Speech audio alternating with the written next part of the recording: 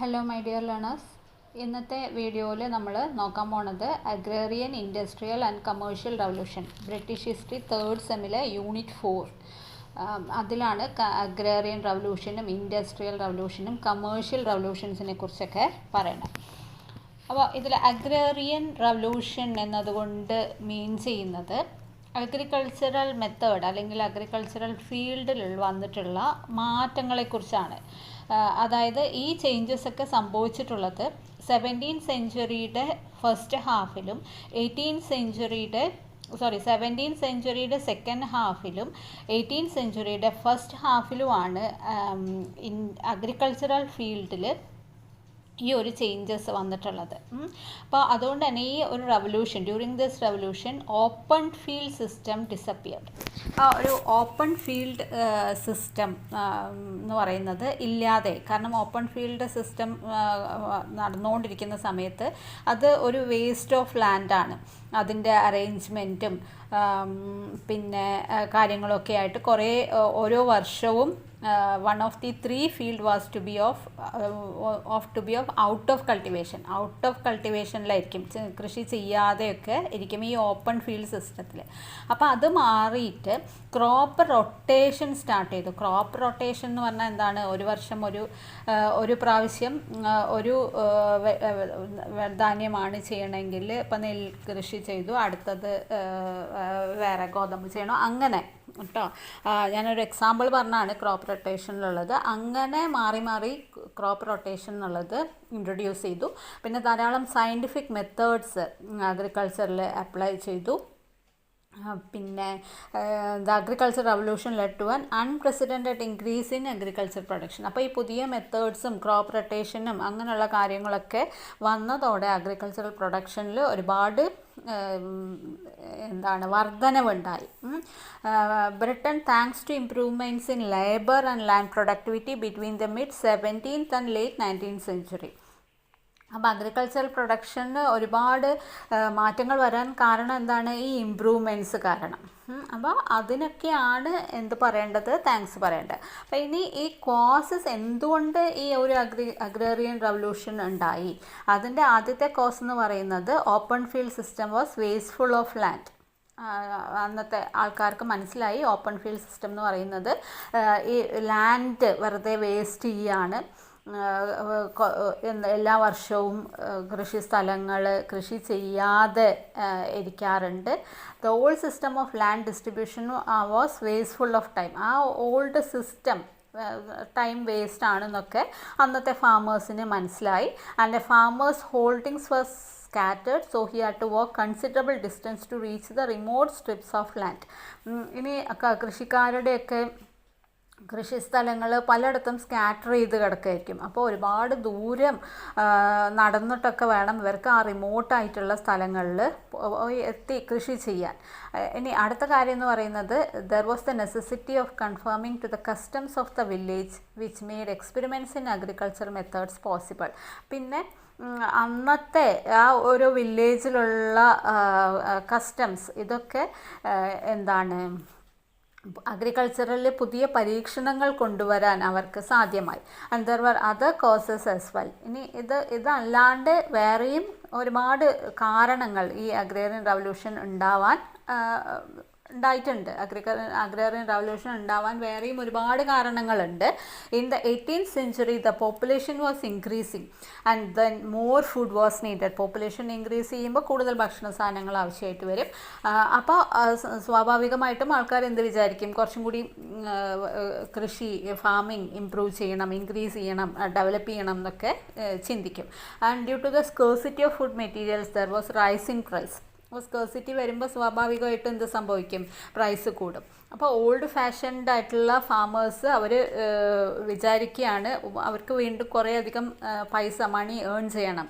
അപ്പോൾ കൂടുതൽ പ്രൊഡ്യൂസ് ചെയ്താൽ കൂടുതൽ ഏൺ ചെയ്യാം എന്നുള്ളത് ആ ഒരു ഐഡിയ അവർക്ക് വരികയും അങ്ങനെയാണ് പതുക്കെ ഇതിൽ ഇമ്പ്രൂവ്മെൻറ്റ് ഉണ്ടായിട്ടുള്ളത്. പിന്നെ for the relocation of lands in consolidated blocks which could be enclosed, a number of enclosure acts were passed in the reign of George second and George third. അപ്പോൾ ഒരുപാട് ഈ ലാൻഡുമായിട്ട് ബന്ധപ്പെട്ടിട്ടുള്ള എൻക്ലോഷർ ആക്ട്സ് ജോർജ് സെക്കൻഡിൻ്റെയും George തേർഡിൻ്റെയും കാലഘട്ടത്തിൽ introduce ചെയ്യപ്പെട്ടിട്ടുണ്ട്. Enclosure acts was the legal process in England during the 18th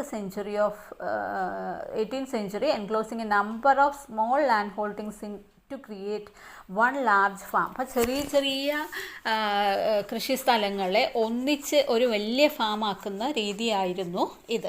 അപ്പോൾ once enclose the use of land become restricted to the owner and cease to be common land for communal use. അപ്പോൾ അങ്ങനെ enclose ചെയ്യപ്പെട്ടിട്ടുള്ള land ഗവൺമെൻറ്റിൻ്റെതായിട്ട് മാറും. ആ enclose ചെയ്തിട്ടുള്ളത് become restricted to the owner and cease to be common land. ആ ഓണറിൽ നിന്നും അത് restrict ചെയ്യപ്പെടുകയും അത് കോമൺ ലാൻഡായിട്ട് മാറുകയും ചെയ്യാണ്. And England and Wales the term is also used for the process that entered the Asian system of arable farming in open field. When an enclosure act was passed, a commissioner was appointed to visit the village concerned and carry out the work of relocating land. അപ്പോൾ ഈ enclosure act വന്നതിന് ശേഷം ഒരു കമ്മീഷണറിനെ government appoint ചെയ്യുന്നു. അവർ ഈ വില്ലേജൊക്കെ visit ചെയ്തിട്ട് എന്താ relocate ചെയ്തിട്ടുള്ള ലാൻഡ് ഏതൊക്കെയാണ്, അതിൽ ഇതൊക്കെ നടക്കുന്നുണ്ടോ, വർക്ക് നടക്കുന്നുണ്ടോ എന്നുള്ള കാര്യങ്ങളൊക്കെ ശ്രദ്ധിക്കും. And there were many causes of the poor peasants being not satisfied with the relocation. അപ്പോൾ ഈ റീലൊക്കേഷൻ കാരണം ഒരുപാട് പാവപ്പെട്ട കർഷകർക്ക് അതിൽ ഈ അസംതൃപ്തിയൊക്കെ ഉണ്ടായിട്ടുണ്ട്. And such people sold away their small holdings to wealthy business of the city who were eager to possess land of their own. അപ്പോൾ വെൽത്തി ആയിട്ടുള്ള ആൾക്കാർ അവരെന്ത് ചെയ്യാൻ തുടങ്ങി, ഇങ്ങനെ ചെറിയ ചെറിയ അവിടെ ആയിട്ട് കിടക്കുന്ന ലാൻഡൊക്കെ വിൽക്കുകയും സിറ്റിയിൽ പോയിട്ട് കുറേ അധികം ലാൻഡ് വാങ്ങിക്കുകയും ചെയ്യാണ്. അപ്പോൾ final result of this tendency was that the class or rural inhabitants known as yemen disappeared. അപ്പോൾ ഇതിൻ്റെ റിസൾട്ട് എന്താണ്? ഈ ന്യൂ ടെൻഡൻസി എന്തായിരുന്നു? ചെറിയ ചെറിയ ലാൻഡൊക്കെ വിൽക്കുകയും അങ്ങനെ ഈ ഫാമേഴ്സൊക്കെ സിറ്റിയിൽ പോയിട്ട് കുറച്ചധികം ലാൻഡ് വാങ്ങിക്കുകയും ചെയ്യുക. അപ്പം അങ്ങനെ ഈ പുതിയ ഒരു റൂറൽ ഇൻഹാബിറ്റൻസ് ഉണ്ടല്ലോ, ഗ്രാമത്തിൽ നിന്നും സിറ്റിയിലേക്ക് പോയിട്ടുള്ള ഇൻഹാബിറ്റൻസ്, അവരെയാണ് ഏമൻ എന്ന് പറയുന്നത്. അവർ ഇല്ലാതെയായി. അതിൻ്റെ ആ ഒരു ടെൻഡൻസി വന്നതോടെ ഇത് ഇല്ലാതാവുകയാണ്. One of the advantages of enclosure system was that it gave scope for many enterprising people to do experiments. പക്ഷേ ഈ ഒരു എൻക്ലോഷർ ആക്ടിന്, എൻക്ലോഷർ സിസ്റ്റത്തിന് ഒരുപാട് അഡ്വാൻറ്റേജസ് ഉണ്ട്. ആ അഡ്വാൻറ്റേജസ് എന്ന് പറയുന്നത് എന്താണ്? ആൾക്കാർക്ക് പുതിയ പുതിയ എക്സ്പെരിമെൻറ്റ്സ് ചെയ്യാൻ, കൃഷിയിൽ ഒക്കെ എക്സ്പെരിമെൻറ്റ് ചെയ്യാനുള്ള പ്രേരണയാണ്. And one such person who did some pioneering work in the field of agricultural improvement was Jethro Tull of Berkshire. അങ്ങനെ ചെയ്തിട്ടുള്ള എക്സ്പെരിമെൻറ്റ്സ് ചെയ്തിട്ടുള്ള അല്ലെങ്കിൽ അഗ്രികൾച്ചറൽ ഇംപ്രൂവ്മെൻറ്റ് വരുത്താനായിട്ട് കുറേ പുതിയ മാർഗങ്ങൾ കണ്ടെത്തിയിട്ടുള്ള ആളാണ് ജെത്രോ ടൾ എന്ന് പറയുന്ന ആൾ. And he was the inventor of a drill for sowing seeds. വിത്ത് പാകാനായിട്ട് ഈ ഡ്രിൽ കണ്ടുപിടിച്ചിട്ടുള്ള ആളാണ് ഇദ്ദേഹം. And he did much important experimental work in connection with the depth to which seeds should be sown and the amount which should be sown per acre. അപ്പോൾ അദ്ദേഹമാണ് എത്ര ആഴത്തിൽ ഈ വിത്തുകൾ ഇടണം, എത്ര ഏക്കറിൽ എത്ര എമൗണ്ട് ഓഫ് സീഡാണ് വേണ്ടത്, ഇങ്ങനെയുള്ള കാര്യങ്ങളൊക്കെ അദ്ദേഹം കൃത്യമായിട്ട് മനസ്സിലാക്കി. He also emphasise the necessity of careful selection of seeds. പിന്നെ വെറുതെ കുറേ വിത്തുകൾ കൊണ്ട് ഇടുക എന്നായിരുന്നു അതുവരെ ആൾക്കാർ ചെയ്തിട്ടുണ്ടായിരുന്നത്. പിന്നെ സീഡ്സ് സെലക്ട് ചെയ്യുക, നല്ല വിളവ് ലഭിക്കുന്ന സീഡ്സ് ഏതാണെന്ന് സെലക്ട് ചെയ്യും. അങ്ങനെ ആ രീതിയിൽ കൃഷി ചെയ്യാനൊക്കെ ആ പരീക്ഷണങ്ങളൊക്കെയാണ് ഇദ്ദേഹം ചെയ്തത്. ഇനി അടുത്ത ഒരു വ്യക്തിയാണ് Walpole's brother in law Charles Townshend of Norfolk. വാൾപോളിൻ്റെ ബ്രദർ ഇൻ ലോ ആയ Townshend. He adopted Tull's principle in working his estate at Rainham and paid much attention to the question of rotation of crops. അദ്ദേഹം introduce ചെയ്തത് ഈ crop rotation ആണ്. അപ്പോൾ അതായത് ഒരു 4 കോഴ്സായിട്ട് കൃഷി ചെയ്യുക. പിന്നെ ടോണിപ്പ്, ബാർലി, ക്ലോവ്, പിന്നെ ഗ്രാസ്, വീറ്റ്, ഇതൊക്കെ മാറി മാറി മാറി കൃഷി ചെയ്യുക. ഓരോ തവണയും ഓരോ സാധനങ്ങളായിരിക്കും കൃഷി ചെയ്തിട്ടുണ്ടായിരുന്നത്. And these measures prevented unproductive fallow and enabled him to carry more stock on his land, and more stock meant more manure, which in turn led to still better crops and therefore to still more stock. അപ്പോൾ അത് കൂടുതൽ stock ഉണ്ടാക്കണു. അത്രയും കൃഷി ചെയ്യുമ്പോൾ അത്രയും അതിൽ മാന്യുവർ വളങ്ങൾ ആവശ്യമായിട്ടുണ്ട്. അപ്പോൾ ഏതൊക്കെ സമയത്ത് എന്തൊക്കെ വളങ്ങളാണ് ഉപയോഗിക്കേണ്ടത്, ഏത് വളം ഉപയോഗിച്ചാലാണ് കൂടുതൽ വിളവ് ലഭിക്കുക, ഇങ്ങനെയുള്ള കാര്യങ്ങളൊക്കെ അദ്ദേഹം മനസ്സിലാക്കുകയും അതൊക്കെ പരീക്ഷിക്കുകയും അതൊക്കെ പ്രാക്ടിക്കലായിട്ട് ചെയ്തു നോക്കുകയൊക്കെ ചെയ്തു. And with the result that in 13 years the rental of one farm rose from 180 pounds to 800 pounds A year. പിന്നെ ഈ റെൻ്റൽ ഫാമിങ്, റെൻറ്റിന് ഫാം ലാൻഡ് എടുത്തിട്ട് കൃഷി ചെയ്യുന്ന രീതിയും അന്നുണ്ടായിരുന്നു. അപ്പോൾ റെൻറ്റിന് എടുക്കുക എന്ന് പറയുമ്പോൾ 180 pounds ആയിരുന്നു ആദ്യം. പിന്നീട് അതിൽ നിന്ന് കിട്ടുന്ന ലാഭം അനുസരിച്ച് അത് 800 pounds വരെ ആയി. And the work of Townshend was continued by Thomas Coke of Hockham in Norfolk. He followed the precepts of Tull. In addition, fed the soil with manures including bones. അദ്ദേഹം കണ്ടുപിടിച്ച എന്താണ്, മാന്യുവർ യൂസ് ചെയ്തു, അതുപോലെ തന്നെ ഈ എല്ലുപൊടിയൊക്കെ നമ്മളിപ്പോൾ യൂസ് ചെയ്യുമല്ലോ, അങ്ങനെയുള്ള കാര്യങ്ങളൊക്കെ അവർ അന്ന് തന്നെ പരീക്ഷിച്ചിരുന്നു. അദ്ദേഹമാണ് ആദ്യത്തെ ബോൺ മാന്യുവറായിട്ട് യൂസ് ചെയ്തിട്ടുള്ള ആദ്യത്തെ വ്യക്തി. In 9 years he was able to grow excellent wheat crop, and by means of cloves and other roots he was able to make his land carry 3 times as many sheep and cattle as it had ever done before. അപ്പോൾ wheat, clove, root, ഇതൊക്കെ പലതരത്തിലുള്ള കൃഷികൾ മാറി മാറി ചെയ്യും. അതിൽ നിന്നൊക്കെ നല്ല വിളവ് അദ്ദേഹത്തിന് ലഭിക്കുകയും ചെയ്തു. അപ്പോൾ കുറേ ഈ കന്നുകാലി വളർത്തലും ആടിനെ വളർത്തുന്നതിനേക്കാളൊക്കെ ഇത് ലാഭമാണ് എന്നുള്ളത് അദ്ദേഹത്തിന് മനസ്സിലായി. പിന്നെ ന്യൂ ആർട്ടിഫിഷ്യൽ ഫുഡ്, അതായത് ഓയിൽ കേക്ക്, പിന്നെ അങ്ങനെയുള്ള കാര്യങ്ങളൊക്കെ മാർക്കറ്റിൽ എത്തിക്കാനും അദ്ദേഹത്തിന് കഴിഞ്ഞു. He held yearly meetings of farmers at his house. മാത്രമല്ല വീടുകളിൽ ഇയർലി മീറ്റിംഗ് കണ്ടക്ട് ചെയ്യുക, കൃഷിക്കാരുടെ അവിടെ വെച്ച് കൃഷിക്കാർക്കുള്ള നിർദ്ദേശങ്ങളൊക്കെ കൊടുക്കുക, അഡ്വൈസസ് കൊടുക്കുക, ഇനി അവർക്കും എന്തെങ്കിലും പറയാനുണ്ടെങ്കിൽ അതൊക്കെ കേൾക്കുക, അങ്ങനെയുള്ള കാര്യങ്ങളൊക്കെ അന്ന് അദ്ദേഹം ചെയ്തിട്ടുണ്ടായിരുന്നു. And it is estimated that annual rental of his estate rose from 2,200 pounds in 1776 to 20,000 pounds in 1816. അപ്പോൾ അങ്ങനെ ആനുവൽ റെൻ്റൽ, അദ്ദേഹത്തിൻ്റെ എസ്റ്റേറ്റിൻ്റെ റെൻറ്റ് 2,200 pounds നിന്നും 20,000 pounds ഉയർത്താൻ അദ്ദേഹത്തിന് സാധിച്ചു.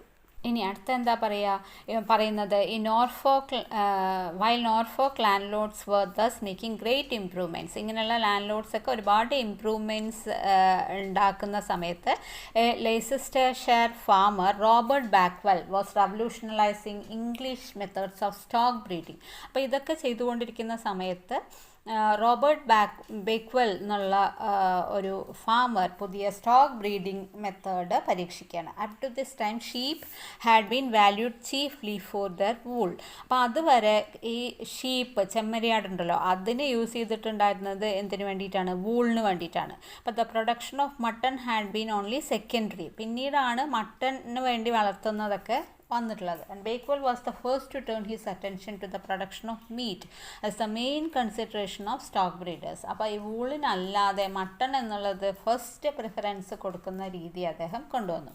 And by patient choice and experiment, he succeeded in producing a new breed of sheep which fattened quickly and weighed heavily. അപ്പോൾ അങ്ങനെ ഈ പരീക്ഷണത്തിൻ്റെ ഭാഗമായിട്ട് അദ്ദേഹത്തിന് എന്ത് ചെയ്യാൻ പറ്റി?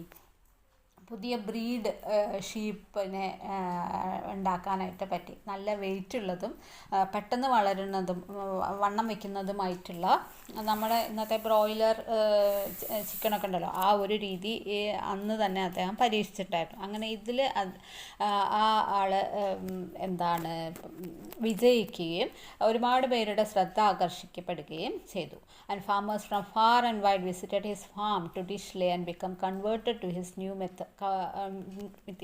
മെത്തേഡ്സ്. അങ്ങനെ ഒരുപാട് അകലെ നിന്നുള്ള ഫാമേഴ്സ് അദ്ദേഹത്തിൻ്റെ ഫാമിൽ വരികയും വിസിറ്റ് ചെയ്യുകയും ആ കാര്യങ്ങളൊക്കെ മനസ്സിലാക്കുകയും അവർ ആ ഒരു രീതി അവരുടെ സ്ഥലത്ത് ഇൻട്രൊഡ്യൂസ് ചെയ്യുകയൊക്കെ ചെയ്യാൻ തുടങ്ങി. Bakewell succeeded in producing a breed of sheep which fattened quickly. For the first time in history, wholesale slaughter of stock stopped. Salted meat was replaced by fresh beef and mutton. അങ്ങനെ salted ആയിട്ടുള്ള ഈ ഉണക്കി സൂക്ഷിക്കുന്ന ഈ meet ആ ഒരു രീതിയായിരുന്നു നേരത്തെ ഉണ്ടായിരുന്നത്.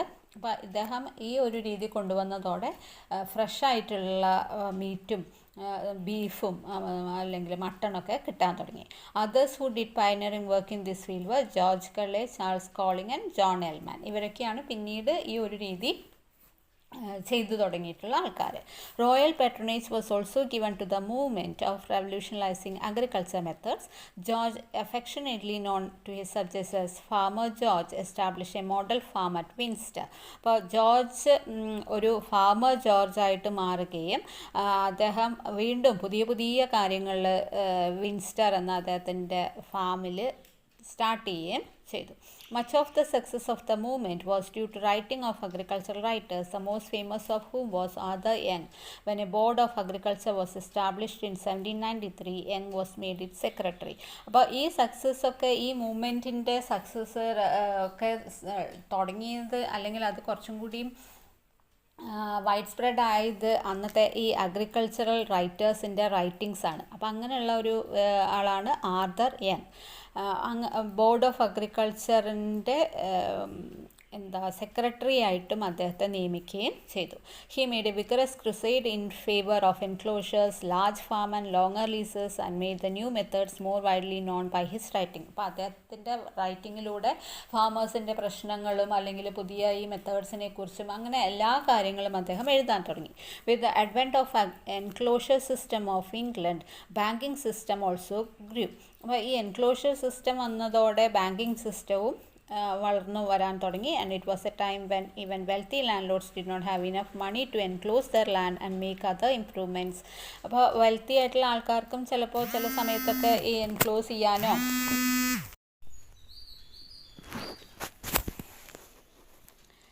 അപ്പോൾ borrow money from the banks. അപ്പോൾ ഇവർക്ക് എൻക്ലോസ് ചെയ്യാൻ പറ്റാതിരിക്കുമ്പോഴും പുതിയ ഇംപ്രൂവ്മെൻറ്റ്സ് വരുത്താൻ പറ്റാതിരിക്കുമ്പോഴൊക്കെ അവർ ബാങ്കിൽ നിന്നും പൈസ കടമെടുക്കാൻ തുടങ്ങി.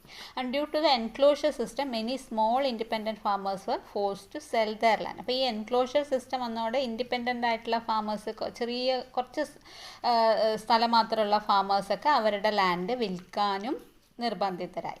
The either become paid labours or move to the cities in search of employment. അപ്പോൾ ഭൂമിയൊക്കെ വിറ്റ് കഴിഞ്ഞാൽ അവർ പെയ്ഡ് ലേബറേഴ്സായിട്ട് മാറും, അല്ലെങ്കിൽ ജോലി അന്വേഷിച്ച് സിറ്റീസിലൊക്കെ മാറാൻ തുടങ്ങി. They were no longer able to gather firewood from the common land. പിന്നെ കോമൺ ലാൻഡിൽ നിന്നൊന്നും ഫയർവുഡൊന്നും അവർക്ക് എടുക്കാനൊന്നും പറ്റില്ല, തീ കത്തിക്കാനുള്ള വിറക് ഒന്നും എടുക്കാൻ പറ്റില്ല. And during the process of land redistribution many poor people were unable to prove their legal right to their lands. അപ്പോൾ ഈ ലാൻഡ് റീഡിസ്ട്രിബ്യൂഷൻ വന്നതോടെ പാവപ്പെട്ട ഒരുപാട് ആൾക്കാർക്ക് അവരുടെ ഭൂമി നഷ്ടപ്പെട്ടു. അവർക്ക് അതിൽ ലീഗൽ റൈറ്റ് ഉണ്ട്, അത് അവരുടെയാണ്, അതിൻ്റെതായ മതിയായ രേഖകളൊന്നും തന്നെ ഇല്ലാത്തതുകൊണ്ട് അവർക്ക് ഭൂമി നഷ്ടമാവാണ് ചെയ്തത്. And this led to disappointment added to the growing number of paupers and unemployed individuals. അങ്ങനെ ധാരാളം ആൾക്കാർ എല്ലാം നഷ്ടപ്പെട്ടവരായിട്ട് മാറുകയും അൺഎംപ്ലോയിഡ് ആയിട്ടുള്ള വ്യക്തികളായിട്ട് മാറുകയൊക്കെ ചെയ്തിട്ടുണ്ടായിരുന്നു. Eventually, even the commons were enclosed as part of the system. While this measure was beneficial for national production, it had a negative impact of poor peasants. അപ്പോൾ ഈ enclosure സിസ്റ്റവും അഗ്രേറിയൻ റവല്യൂഷനൊക്കെ ആ രാജ്യത്തിന് ഒരുപാട് ഗുണങ്ങൾ ചെയ്തിട്ടുണ്ടെങ്കിലും സാധാരണക്കാരായ പാവപ്പെട്ട കർഷകർക്ക് അത് വലിയൊരു തിരിച്ചടി തന്നെ ആയിരുന്നു. and the ability to graze the cattle and gather fire from the commons. അപ്പോൾ അവർക്ക് അവരുടെ കന്നുകാലികളെ ഈ കോമൺ ആയിട്ടുള്ള സ്ഥലങ്ങളിൽ മേയ്ക്കാൻ പറ്റാതിരിക്കുകയും വിറക് പോലും അവിടെ നിന്ന് ശേഖരിക്കാൻ പറ്റാത്ത അവസ്ഥ ഉണ്ടാവുകയൊക്കെ ചെയ്തിട്ടുണ്ട്. അപ്പോൾ ഇതാണ് ഇതിൽ ഫസ്റ്റ് ടോപ്പിക്. ഇനി അടുത്തത് ക്രോപ്പ് റൊട്ടേഷൻ ആണ്. അപ്പോൾ നമ്മൾ ക്രോപ്പ് റൊട്ടേഷൻ പറഞ്ഞു. One of the most important innovation of agriculture revolution was the development of നോട്ട് ഫോർ കോഴ്സ് റൊട്ടേഷൻ. 4 കോഴ്സായിട്ട് ക്രോപ്പ് റൊട്ടേറ്റ് ചെയ്യാം. അപ്പോൾ ഇതിൽ പറയുന്ന എന്താണ്, growing a series of dissimilar types of crops in the same area in sequential season to help restore plant nutrients and mitigate the buildup of pathogens and pest often ഒക്കെ when one plant species is continuously cropped. അപ്പോൾ നെല്ല് കൃഷി ചെയ്യുകയാണെങ്കിൽ അത് തന്നെ എല്ലായ്പ്പോഴും കൃഷി ചെയ്യാതെ മാറ്റി മാറ്റി കൃഷി ചെയ്യുക. ഒരു തവണ ഒന്ന് ചെയ്യണു, അടുത്ത തവണ വേറൊന്ന് ചെയ്യണു, വേറൊന്ന് ചെയ്യണു. അപ്പോൾ അത് മണ്ണിൻ്റെ ആ ക്വാളിറ്റി നിലനിർത്താനും പിന്നെന്താ പെസ്റ്റിസൈഡ്സിനെയൊക്കെ അല്ലെങ്കിൽ പാത്തോജൻസിന് രോഗങ്ങൾ ഉണ്ടാക്കുന്ന കീടങ്ങളെയൊക്കെ ഇല്ലാതാക്കാനും അത് വരാതിരിക്കാനും ഒക്കെ അങ്ങനെ തടയാനൊക്കെ ഇത് ഹെൽപ്ഫുള്ളായി എന്നാണ് പറയുന്നത്. And rotation can also improve soil structure, പിന്നെ ഫെർട്ടിലിറ്റി, സോയിലിൻ്റെ സ്ട്രക്ചർ, ഇതൊക്കെ മാറ്റാൻ അത് ഹെൽപ്പ് ചെയ്തിട്ടുണ്ട്. And rotate crops so that different crops R planted with the result that different kinds and quantities of nutrients are taken from the soil as the plants grow. അപ്പോൾ ഓരോ പ്ലാന്റിനും ഓരോ nutrients ആയിരിക്കും വേണ്ടത്. അപ്പോൾ അതെല്ലാം തന്നെ ആ ഒരു മണ്ണിൽ കൂടുതലായിട്ട് വിളയും. ഏതാണ് നന്നായിട്ട് വിളയുക എന്നുള്ളത് കർഷകർക്ക് മനസ്സിലാക്കാനും പറ്റും. അപ്പോൾ ഇത് കാരണം 4 ഫീൽഡ് സിസ്റ്റമാണ് ഇൻട്രൊഡ്യൂസ് ചെയ്തിട്ടുണ്ടായിരുന്നത്. Planting over cover crops such as turnips and clover was not permitted under the common field system because they interfered with the access to the field and other people livestock could graze the turnips.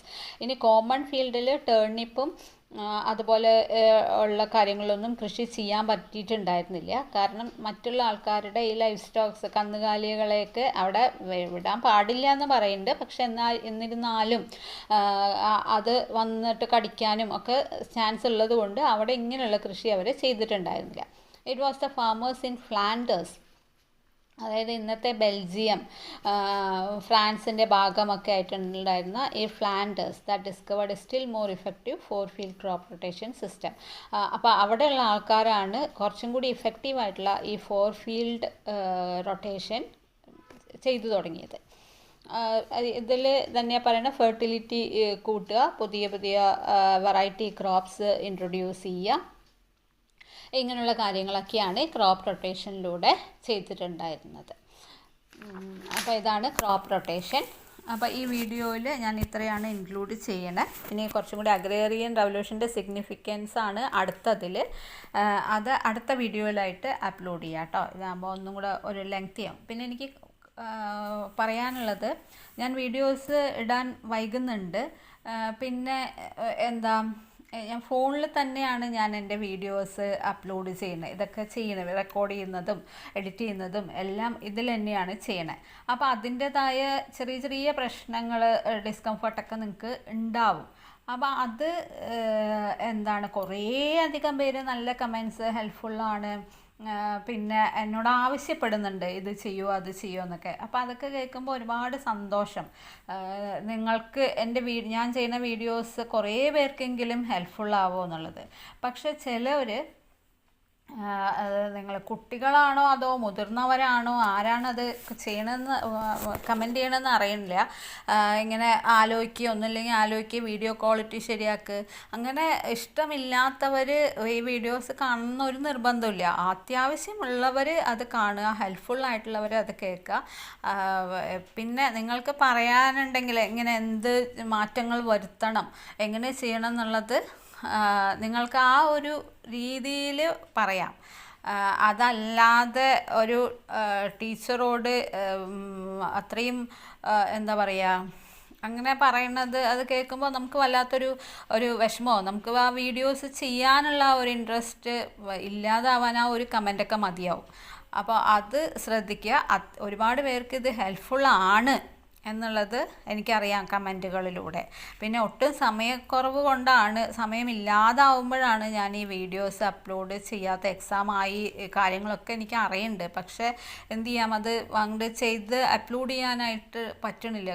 എടുത്ത് ഇടുക തന്നെ വേണമല്ലോ, അതുകൊണ്ടാണ് വൈകണത്. അപ്പോൾ പരമാവധി ഞാൻ ശ്രമിക്കുന്നുണ്ട് നിങ്ങൾക്ക് ഈ വീഡിയോസ് നിങ്ങളിലേക്ക് എത്തിക്കാനായിട്ട്. അപ്പോൾ ഒരുപാട് ഹെൽപ്ഫുള്ളായിട്ടുള്ള, അല്ലെങ്കിൽ എൻ്റെ വീഡിയോസ് കാണുന്ന, അത് സബ്സ്ക്രൈബ് ചെയ്തിട്ടുള്ള എല്ലാവർക്കും ഒരുപാട് താങ്ക്സ് കേട്ടോ. അപ്പോൾ ഇനിയും നിങ്ങളുടെ നല്ല കമൻസൊക്കെ അറിയിക്കുക. അപ്പോൾ കുറച്ചും കൂടി ഞാൻ എൻ്റെ വീഡിയോസും അതുപോലെ ഓഡിയോ ക്വാളിറ്റിയും ഒക്കെ നന്നാക്കാനായിട്ട് ശ്രമിക്കാം. അപ്പോൾ ഇപ്പോൾ അതൊന്നും ആക്സസിബിൾ അല്ല എനിക്ക് അങ്ങനെ ചെയ്യാനായിട്ട്. അതിൻ്റെ കൂടുതൽ സൗകര്യങ്ങളിലേക്ക് പോകാനായിട്ട് കുറച്ച് അതിൻ്റെ ഒരുപാട് ബുദ്ധിമുട്ടുകളുണ്ടല്ലോ. അതൊന്നും അത്ര ഈസി ആയിട്ട് പെട്ടെന്ന് നടക്കുന്ന കാര്യങ്ങളല്ല. അപ്പോൾ ഹെൽപ്ഫുള്ളായിട്ടുള്ള ധാരാളം പേരുണ്ട്. എൻ്റെ വീഡിയോ സ്ഥിരമായിട്ട് കാണുന്നവരും എക്സാം ടൈമിൽ അത് കേൾക്കുന്നവരും അത് മാത്രം കേട്ടുപോയി എക്സാം എഴുതുന്നവരും ഒക്കെ ഉണ്ട്.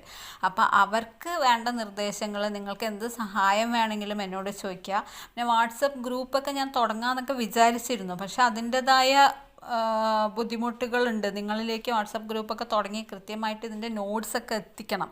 അപ്പോൾ എനിക്ക് വീഡിയോസ് ഇടാൻ തന്നെ സമയം കിട്ടുന്നില്ല. ഇപ്പോൾ നോട്ട്സൊക്കെ പ്രിപ്പയർ ചെയ്യണമെങ്കിൽ അതിൻ്റെ സമയം വേണം. അപ്പോൾ അങ്ങനെ ഉണ്ടാവുമ്പോൾ തീർച്ചയായിട്ടും നമുക്ക് വാട്സപ്പ് ഗ്രൂപ്പൊക്കെ സ്റ്റാർട്ട് ചെയ്യാം.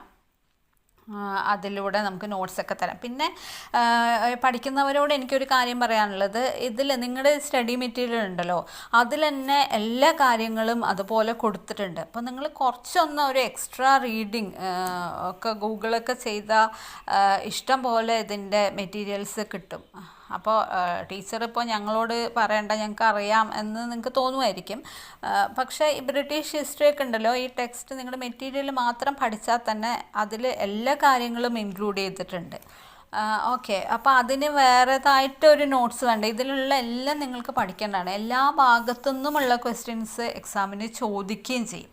ഓക്കെ, അപ്പോൾ നിങ്ങളുടെ കമൻസൊക്കെ ഇനിയും അറിയിക്കുക. മോശമായിട്ട് കമൻ്റ് ഇടുന്നവർ ദയവേത് ഈ വീഡിയോ കാണാൻ ഇഷ്ടമില്ലാത്തവർ ഇത് കാണണ്ട. അല്ലാത്തവർ, അത്യാവശ്യമുള്ളവരെ അത് കാണാനും അനുവദിക്കുക.